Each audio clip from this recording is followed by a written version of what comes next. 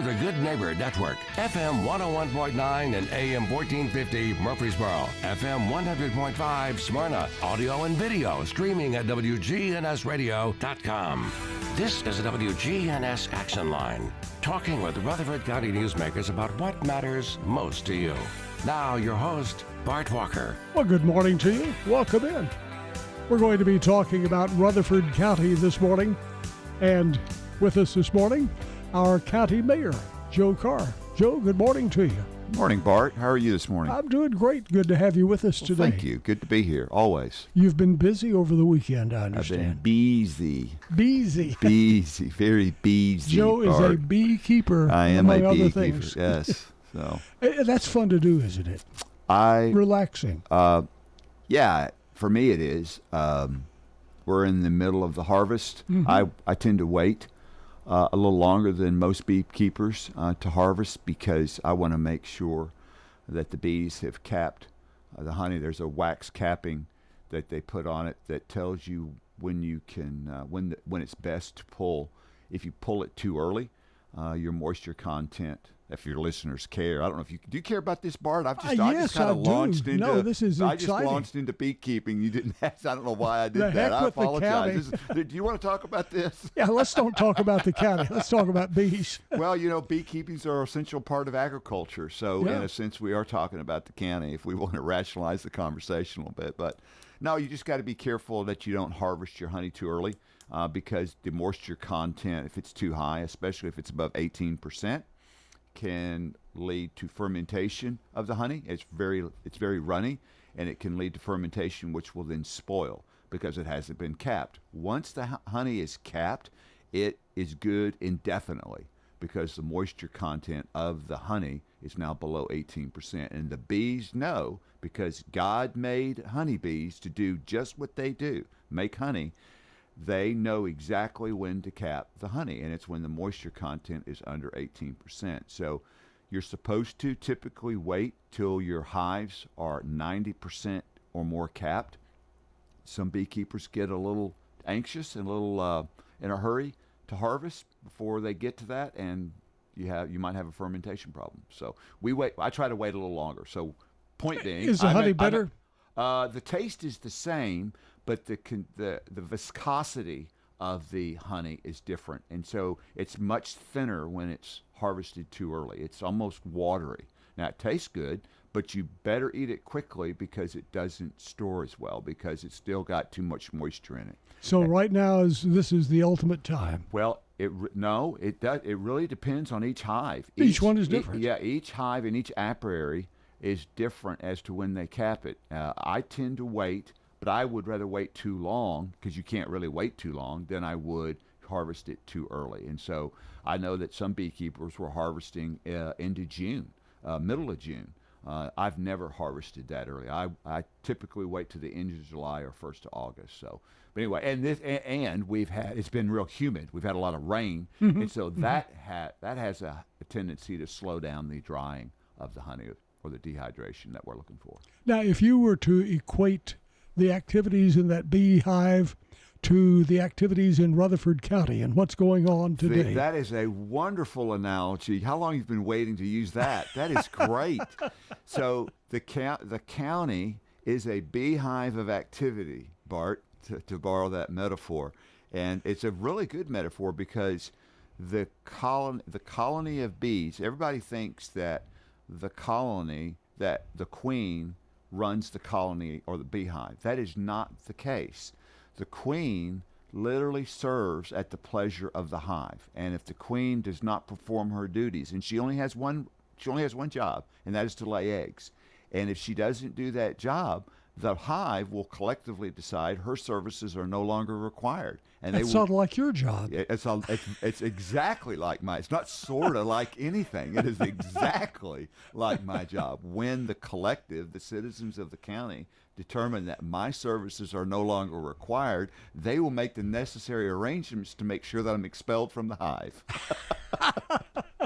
And that's the way it should be. But for a beehive, the workers run the hive. The collective uniformly run the hive. The queen serves the hive. And it's a fascinating thing. But there's so many analogies and life examples that we can take from beehives that it's miraculous. It's really a miracle of God, and I'm grateful that I get to do it. Well, one thing that's very active in our beehive for Rutherford County right now is the budget. The budget went into effect July 1st, and I think that's going to enable some county employees to have a bigger smile. Yep, we have. We passed our budget, and I want to thank the county commission with a few minor alterations, which were no big deal, but we passed our budget with a unanimous vote of 21-0, which I am grateful for the county commission, and in particular grateful to Chairman Phillips and his leadership in that regard.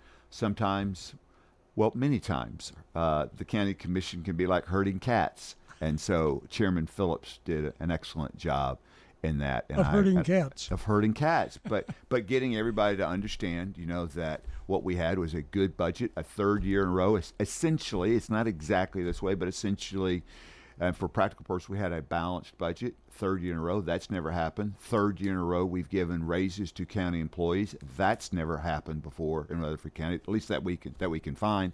And also, because of our balanced budget and because we're taking employees and we're taking a very physically conservative approach to spending money. We talked about this, but we received our third AAA bond rating, the second in space of 30 days. We're the only county, we're one of 54 counties nationwide that have that distinction. So there are 30 nationwide. So there are over 3,100 counties in the entire That's nation. a lot to be proud of. And we're one of 54 that have 3 AAA bond ratings. So I am really, really proud of that accomplishment. Now, does that mean that things are going well financially and maybe we'll be able to add some additional facilities like the forensic center? It means we have that capability. It means we are good stewards with our money. It means we have a good savings account for emergencies. It means that we are less likely to borrow money than we were before. And example, the Forensic Center is an excellent example of that. That is just the Forensic Center itself is $15 million, but there's another $4.4 million that's part of that project, which includes the site work, a new EMS station, expanded parking for Ms. Kroll at the clerk's office, and those kind of things. So that's going to be between $19 and $20 million, and we're paying cash for that. We're not borrowing the money. We're not raising property taxes, and so that project on Weekly Lane in Smyrna, and let me stop here for a second. Mayor Mary Esther Reed and Dave Santucci, the manager, and the City Council of Smyrna have been absolutely outstanding in helping us push this across the finish line. I can't say enough about the cooperative way that we work together with Smyrna and Rutherford County. So it's really, really good. But anyway, so that because of our strong physical posture, financial posture, we're able to just write a check. We're not borrowing the money. We're not raising taxes. We're going to write a check for $19+ million for this project up there to help Rutherford County residents. Now, we are growing at a record rate. That means a lot of new people are into the county now who have no clue what we're talking about as far as a forensic center goes. Why do we need a forensic center, and what will it enable us to do? The short answer to that question, and it's the short answer to most any question when it revolves around expanding the infrastructure of Rutherford County, is we are now the 4th largest county in the state. We are still the fastest growing county in the state.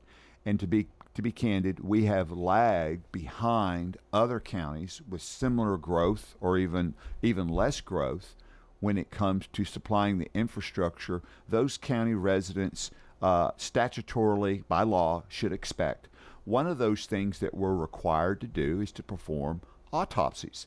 And right now, Rutherford County is the largest county in the state that sends its autopsies that are required by law to Nashville or out of the county. And so that's a very expensive line item in our budget.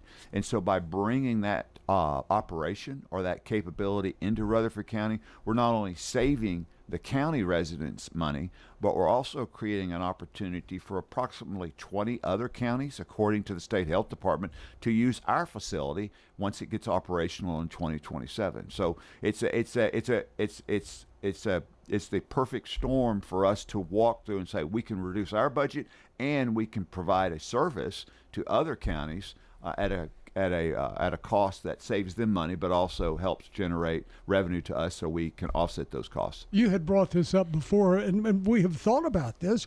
If we have something catastrophic happen, an airplane crash, bus crash, anything of that sort, where you have, unfortunately, several fatalities, we don't have a way to keep those people We do not. here. We don't have a morgue. St. Thomas Ascension St. Thomas. Thank you. Provides a little space for us, but Two or three, just like a half a dozen or less. But if we were to have a mass casualty event, we would be in a very, very difficult. Is there any situation. at Stonecrest? No. No, Well, not that I'm aware of. And so what we would have to use is refrigerated trailers, and that's unacceptable. And so that's the other part to this. So this will have this will have morgue. This will have a storage facility for. We will have our own morgue now. Now, when we call it a forensic center, it comes to mind those TV shows like NCIS where they're investigating That's exactly what crimes. it is. So it's more than just doing a coroner coming in there and doing an autopsy. Well, remember what an autopsy is for. An autopsy is typically for involves death investigation. Why is there a death investigation? Most usually it's because there's been a crime involved or there's a suspicious death. There are certain circumstances wherein we're required to perform an autopsy. And so the Forensic Center works very, very closely with law enforcement as a part of that forensic science death investigation. That's exactly what it is. We're investigating a death to determine the cause of death, because if there's a crime involved, obviously we want to bring those people who were involved in that crime to justice. Now, this is a county owned and operated. Yep. It's not profit. That's correct. And we're the first county in the state to have a forensic center that did not receive help from the state. The state, we tried for 2 years to get the state to assist us in the funding of this capital project, just like they did all the other forensic centers in Tennessee. They refused not once, they didn't refuse us twice, they refused us 3 times. I do not know why, except for the fact that it may become a political issue.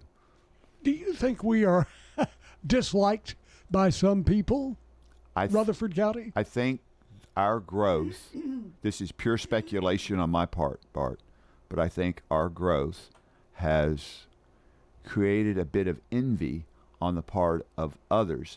And now that we have 3 AAA bond ratings, by doing things ourselves without having Big Brother give us a handout, I think that creates a possibility for more jealousy. But that's okay. We would love to have the state's support. We tried numerous times. I just can't tell you, I sat in front of Governor Lee and asked for support on 2 different occasions, and I mean, nothing.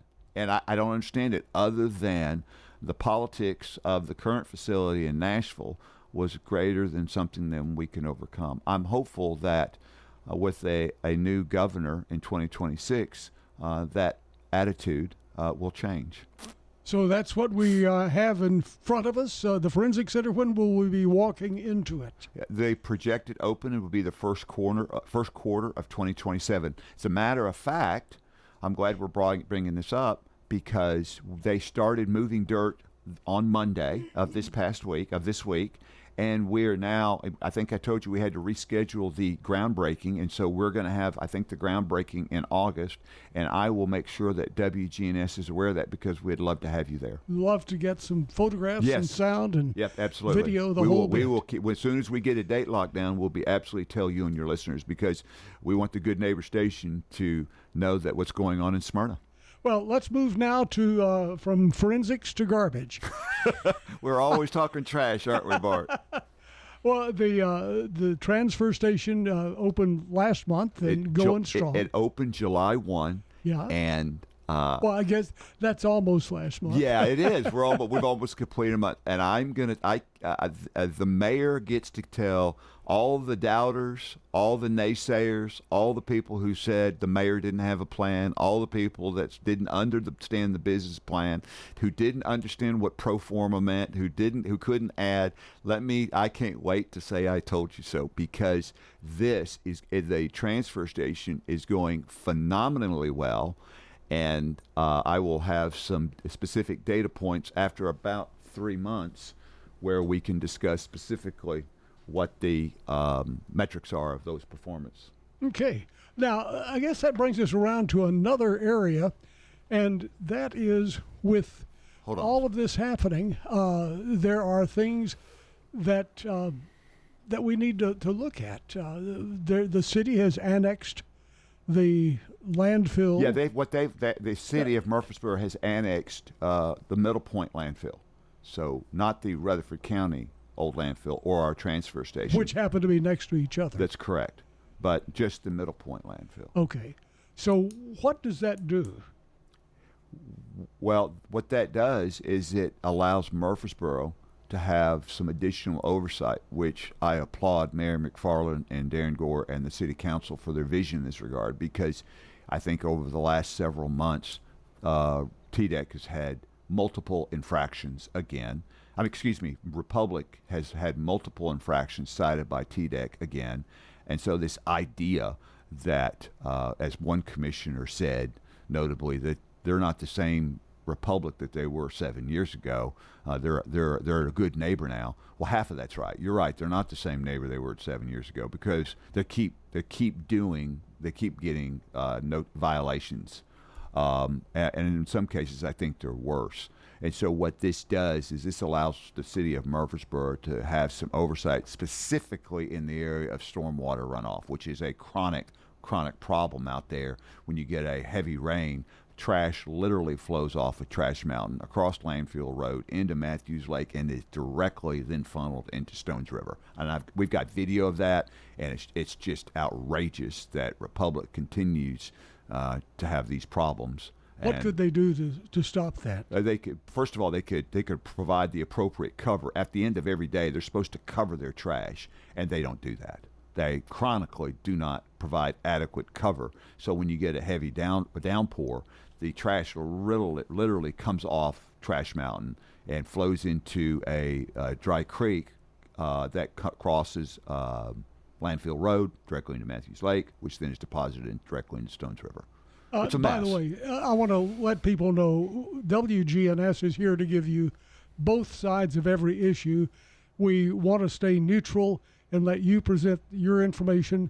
I want to tell people that the folks at Middle Point Landfill will be here next week to also share and have the same opportunity. Well, I would like for Mike Clausen or whoever comes to address the video of why they are unable to provide adequate coverage, such that when you have a rain event, and it's not an isolated incident, when you have a rain event, we have trash coming off of the landfill, flowing across Landfill Road directly into Matthews Lake. That's a county road, right? Yes. Where your landfill is. And I will be glad to supply WGNS, if they want, the video of where that took place. I mean, it's just like, it's irrefutable. So what's their excuse for, and you can go to the TDEC website and you can see where they have multiple violations for inadequate cover. And this is what happens when you don't cover your trash adequately per TDEC rule and regulation.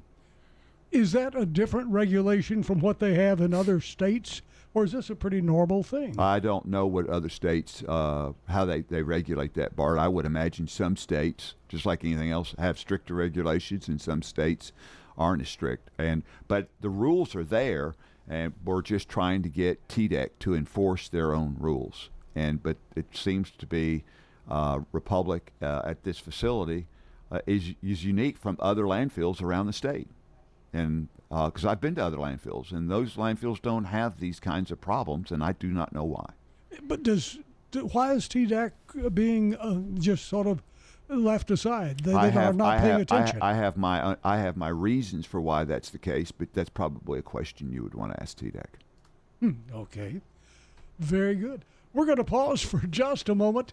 This is an interesting community, the beehive theory. That's it. It's a beehive of activity, isn't it? It really is.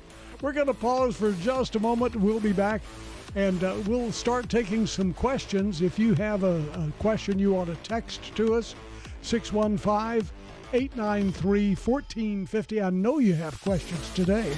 615-893-1450. We'll be right back.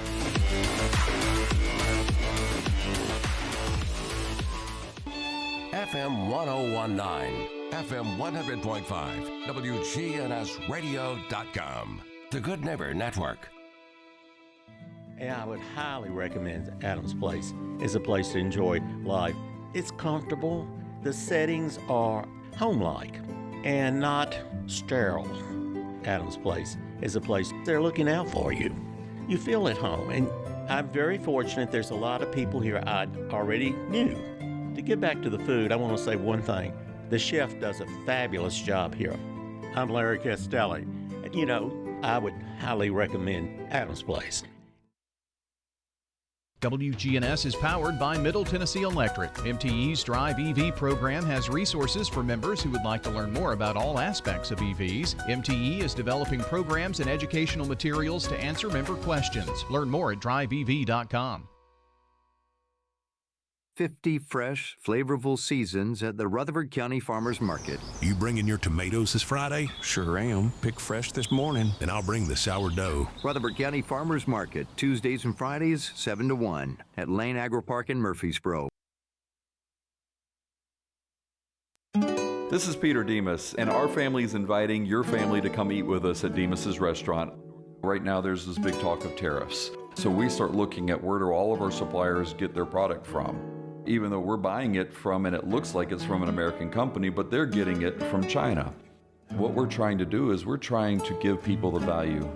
When the prices do go up, we have at least a cushion to work off of. Come eat with us at Demas's restaurant on Northwest Broad Street. Hi, this is Amanda at Animal City, inviting your family to come do business with my family. If you find yourself feeling stressed, come enjoy the benefits of fish in our Tranquil Aquatics department. Studies have proven that watching aquarium fish can reduce stress and lower blood pressure. We are proud and thankful to be celebrating our 33rd year in the Murfreesboro community. That's Animal City. We're at 919 Northwest Broad Street, right here in Murfreesboro. Please check out our Facebook page. This is Peter Demas, and our family is inviting your family to come eat with us at Demas's restaurant. We're trying to give them a place where they can eat with their family that's not fast food. We want to create an atmosphere where we can sit down and just have a good old-fashioned family dinner. But unfortunately now, most people can't do it at home. So, you know, two people are working, the kids' activities, and so what we're doing is we provide that, and we make it affordable. Come eat with us at Demas's restaurant on Northwest Broad Street. A heat advisory is in effect for the forecast area. We'll see sunny skies here this afternoon, a high in the mid-90s. Tonight, mostly clear, low near 74. I'm meteorologist Jennifer Wojcicki on News Radio WGNS. Currently, it's 79. We got some good neighbors and we like bragging on them. Nominate a good neighbor every day. Put it in writing on WGNS. WGNS. AM, FM, online. Having more fun than you should be allowed to know about. Be allowed to know about. That's with two E's, Bart. That's be right. allowed to know about. And that is the if you haven't picked up on the reoccurring theme, Bart. Bees. To be or not to be. That is the question. But indeed it is. So little things that pop up in life make things happier.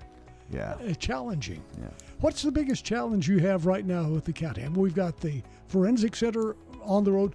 I saw that the state of Tennessee is opening up a few additional license plate where you get your driver's license, and also the whole bit that they're opening up a new one in Antioch, right? Which they're sending more people this way. DMV, yeah.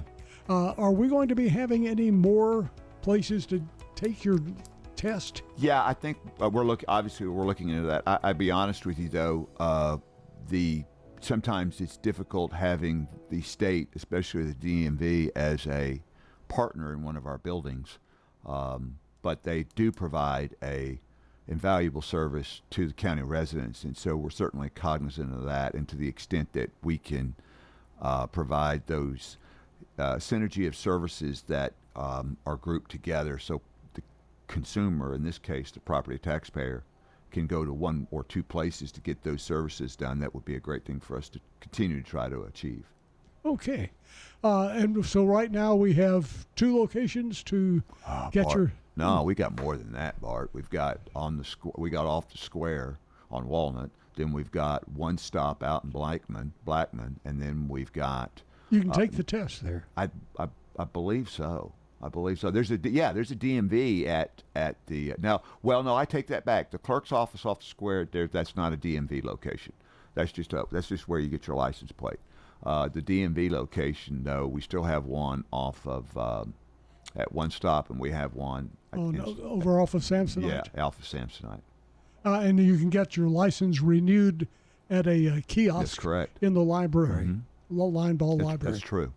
Which is easy. Yeah, it is very easy. If you don't stand too close to it.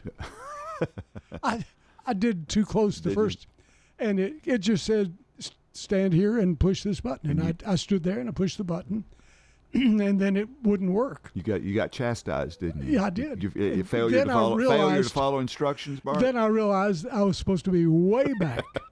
Otherwise, it would have on my picture a close-up of my eye. So what we have is a line from Cool Hand Luke with Steve McQueen, if you remember that movie. What we have here is a failure to communicate. We have a listener here who's wanting to know about ways to improve travel in Rutherford County. They're wanting to know, they are saying that they live in the county and they hear the city of Murfreesboro talking about traffic. We're seeing it in the county too. Yeah. What can we do about it? Well, we've got to make sure that's what Plan Rutherford, a big part of what Plan Rutherford is about. Tell us about that, because somebody may not know what that is. Plan Rutherford is a 2.5, 3-year project undertaken by the county to get our hands around the growth, to manage that growth in line with the expectations of the type of community, i.e. the county that we want to live in. And so some of that is going to require a little more planning, and hence the name Plan Rutherford. And so one of those big issues with regard to planning for a community that we all can appreciate and enjoy is, how do we deal with traffic and congestion? How do we deal with the requirement of educating our K through 12 kid population with more schools? How do we address safety and law enforcement, fire and EMS, and a lot of different things? So, but congestion and traffic are a huge component in that, and so hopefully, we're going to be moving this ball forward a little bit, and that we can alleviate some of those problems, because they're out there. Here's another one. This is from a person who says that she's from an area that is really catching on with regional airplane flights from one part of the state to another, and she's wondering if that is going to happen in Tennessee, and if so, would Smyrna Airport be a possible The site? relationship between the county and the Smyrna Rutherford County Airport is very, very strong. They do. Evan Lester, the new director up there, does a fantastic job. He just took over for John Black, who was up there for years. Great team of individuals up there.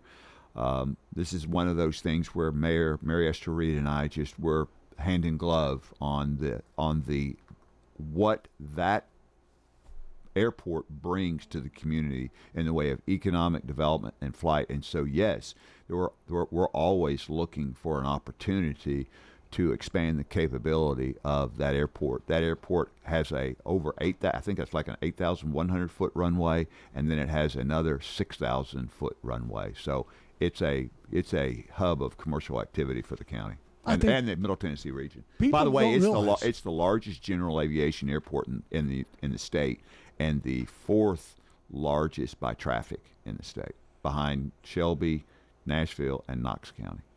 And it can handle any plane that they can. It can handle a 747. I mean, it's an awesome That's a big airport. plane. Yeah. I think people don't realize we have that. Yeah. And so the Air National Guard is trying to move out of Berry Field and Nashville down here permanently to Smyrna over the next few years. So we're involved in that. There's just a lot going on in the Smyrna community that the whole county and the state can be proud of. If that happens, how much room do we have left at the Smyrna Airport? There's quite a bit of room. This used to be, for people who don't know, Seward Air Force Base. Yeah, exactly. An Air Force Base. That's correct. And so Seward Air Force Base was there. My dad, as a matter of fact, flew into Seward when he was dating my mom. That's how they met. So through Seward Air Force Base. But it's an incredible asset to this county. And again, Evan Lester and his team and the Smyrna town of Smyrna do a fantastic job partnering with the county in that. So that is a real plus. A lot of the major airlines take their planes there to be worked on. They get them serviced there, but we also have Hollingshead has a FBO there, fixed based operations. Mike Hollingshead of Smyrna Ready Mix Concrete has some planes there with some hangars. Azure has a flight hangar there. Great company to work with. They do a lot of charter flights coming out of there, and it's a preferred destination for private aircraft who are going to Nashville. They can actually get in and out quicker coming into Smyrna sometimes than you can flying into Nashville. Wow. Great facility. Great facility. As we look at other places, one thing, and this next person brought up, people don't realize how much lake coastline we have here in Rutherford County. We have a lot. It's managed by the Corps of Engineers, and Percy Priest Lake is the lake I hope they're referring to. I don't think they're talking about Todd's Lake, are they? I think you remember they Todd's are, Lake, don't you? Right? That's if you big grew lake. up in Rutherford County in Murfreesboro, you know about Todd's Lake. That's where you do all of your heavy fishing. I used to catch some nice bass out of there a long time ago.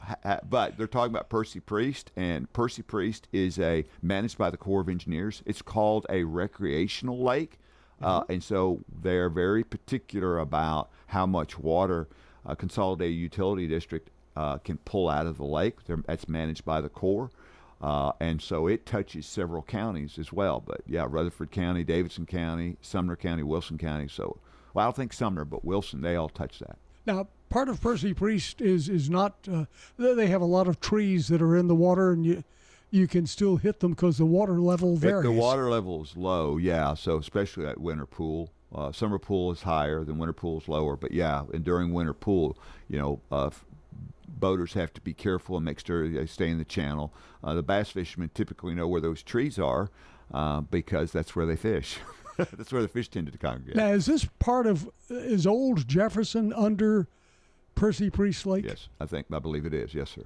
Okay, and Percy Priest, I can... So is my grandfather's farm. My grandfather's farm was purchased by the Corps and flooded when they built the dam years and years ago. I don't remember when Percy Priest Lake came. Oh, Lord. But I remember driving on the road that is now underwater and knowing it was going to be... It would have been back in the 60s. It was in the 60s. The early 60s is what I'm thinking. Early to mid-60s is what I'm thinking. And I was a teenager at that point, and teenagers who are just driving look for places to go. They do. They do. And they still do that, Bart. You're kidding. Yeah, they still do that. So we enjoyed driving on that road. Yes. We will be right back. Stay with us. All That's News with Matt Lane. Weekday afternoon. WGNS, your good neighbor station. Rutherford County's place to talk. Dozens of vendors, one local tradition. Plump, juicy tomatoes. The Farmers Market, every Tuesday and Friday, 7 a.m. to 1. Pick fresh this morning At Lane Agri Park in Murfreesboro. Farm fresh eggs. At 315 John R. Rice Boulevard. 50 years strong. Come see why. WGNS powered by Middle Tennessee Electric. Looking to go solar? MTE's Pro Solar program is committed to educating members on the process and helping them achieve their renewable energy goals. Learn more about Pro Solar and your free consultation at mte.com/prosolar. Hey, this is Dan with Music World and Drummers Den. Come in for your guitars, keyboards, drums, we have you covered. Lessons, we've got that. Drums and every other instrument with strings or keys. Music World and Drummers Den, the one-stop shop where you have everything that you might need. Ukuleles, violins, things that they're not expecting to find just everywhere they go. Come see us at Music World and Drummers Den, 2762 South Church Street, right across from the golf course. Music World and Drummers Den. Good morning. A very minor accident as you come off that ramp from Hickory Hollow Parkway onto I-24 trying to go westbound. Still dragging up through here now on 65 northbound up through Spring Hill coming out of Murray County into the southern portion of Williamson County. It's bogged down pretty good now on 65 southbound here at Trinity Lane. If you've suffered hail or storm damage recently from some past storms and your roof is giving you some problems, call Independent Roofing Specialists today. Just check them out at irsroofs.com. I'm Commander Chuck with your on-time traffic. Talk Radio WGNS, putting the power of your free speech into action on air and online at WGNSradio.com.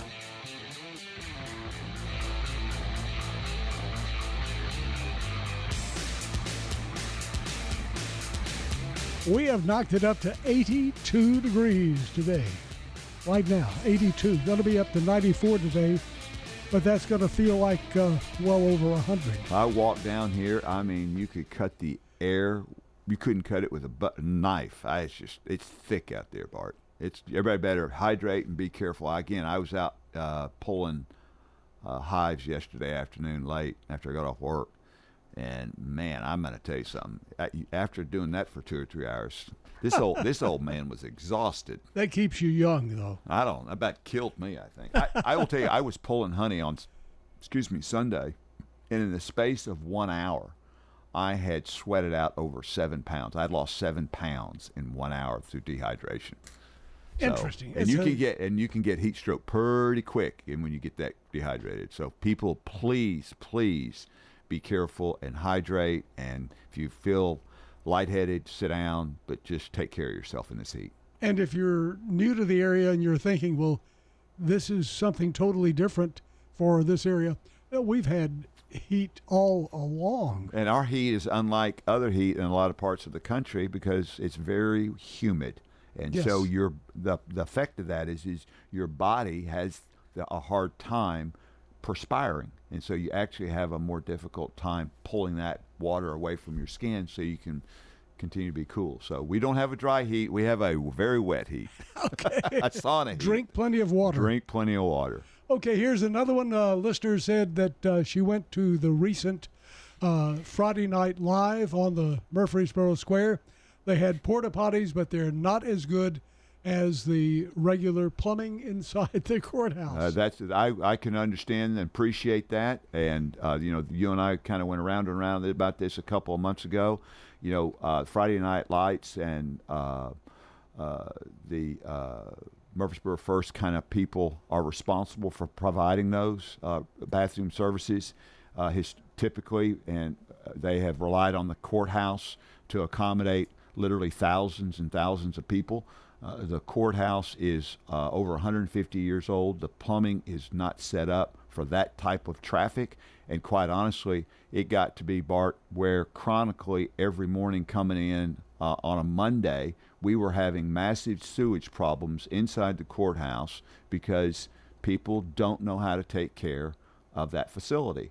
And I had to make the very difficult and unfortunate decision of prioritizing that historic building, which is on a historic register. I had to make that decision, and I hate it, but and quite honestly, if they want to do Friday Night Lights or over at the city center and that courtyard, they could certainly do it there, and I'm sure the city of Murfreesboro would love to try to accommodate them in that regard. But it's one of those things where there's not a good decision here, because anything you do is going to be unpopular.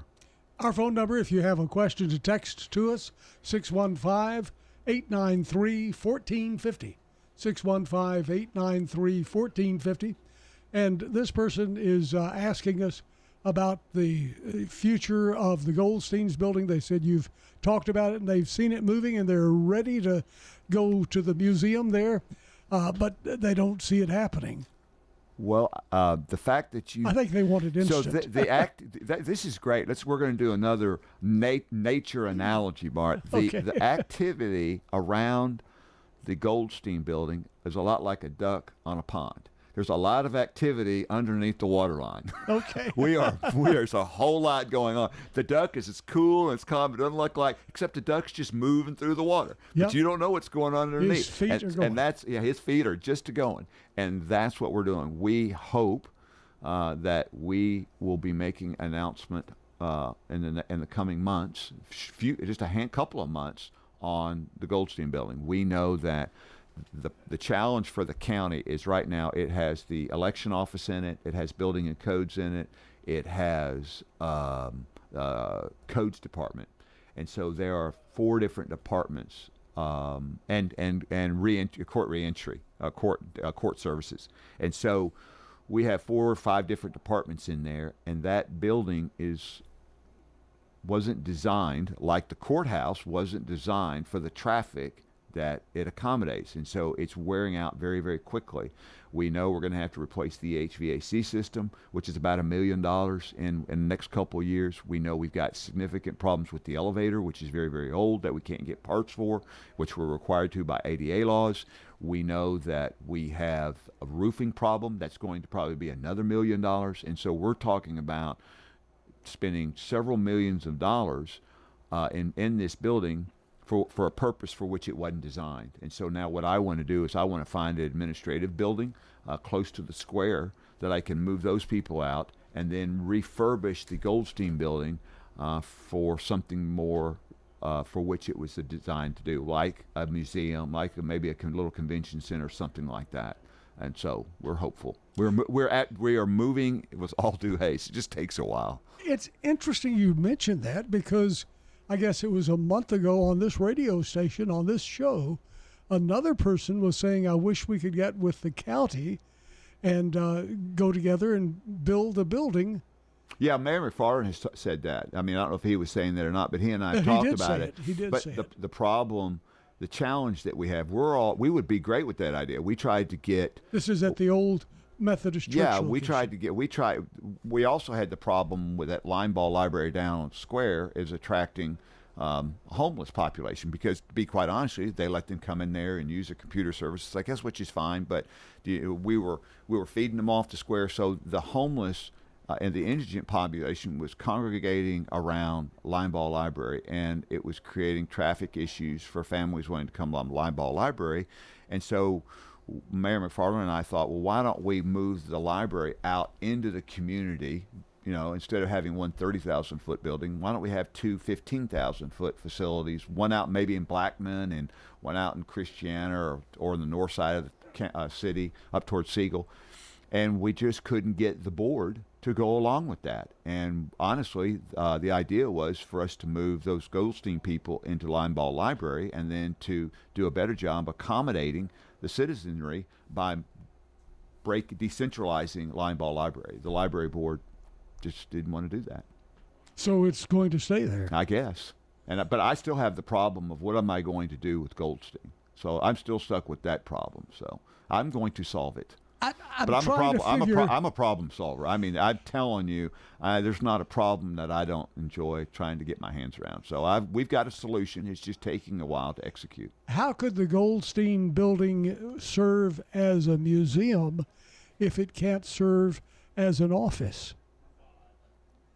How can it serve as a museum? Oh, because you still have public people. The traffic's and they still need to go to elevators. The traffic is entirely different. We would literally gut the building because the bones in Goldstein is good. We would literally gut the building. The needs of an You'd office, start over again inside, yeah, and it needs some internal work anyway. But absolutely, the ideas would be totally different, and if we were to convert it to, let's say, the downstairs into a museum, we would renovate it with that in mind.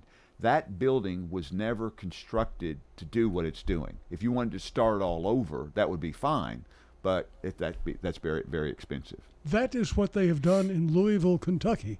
They've taken out the insides of their famous old buildings, left the outsides, so it's historically the same on the outside, but inside it's up to date for codes. Correct. The problem you have in doing that, it's not, you just don't get to wave a magic wand. And the question is, if we're going to spend 2 years, hypothetically, let's say we wanted to renovate that building and keep it as an office building, right? Not for historic purposes. Then what we got to do is we got to move everybody out of there for 2 years before we can move them back in. Where am I moving them? Where am I moving all those departments, Bart? That's the problem. Point. Yeah, I can't put up tents. I mean, I have nowhere to move them. And so what I need is I need administrative office space that is built for the purpose of offering those services to the public. That's what it's designed for. And so that's what we're trying to accommodate. How's the courthouse doing? We've got about a minute and a half left. Does it have any main issues that you're finding in the cupola or anything that? Yeah, well, we just have the wear and tear, and we got to be constant about that. I mean, we have a budget for the courthouse that Adam Dodd, our maintenance director, administers. He does a fantastic job. But again, we have to be careful about wear and tear on these, especially these old buildings that weren't designed to do what they're currently doing. And we just have to be very, very careful. And an update on your tree issue where they were spawning off extras from the trees. The old sycamore the old sycamore is alive and well through the legacy of grafting. And so my understanding from Carr's Nursery is they're doing fine, and we hope to replace the oak tree that we have there that we planted as temporary in the coming years with a sycamore tree that is straight from the DNA of the old sycamore. So now, when you that's still the plan. Will that be a large tree when you plant it, or like 6 or 8 feet tall? Oh, I hope it's a tree 15 or 20 feet tall, Bart. Okay, big deal. We go big around here, Bart. Go big or go home. Rutherford County Mayor and beekeeper Joe Carr. Joe, thanks for joining us. Thank you, Bart. It was a pleasure. You have a blessed day. You Stay too. cool and dry, people.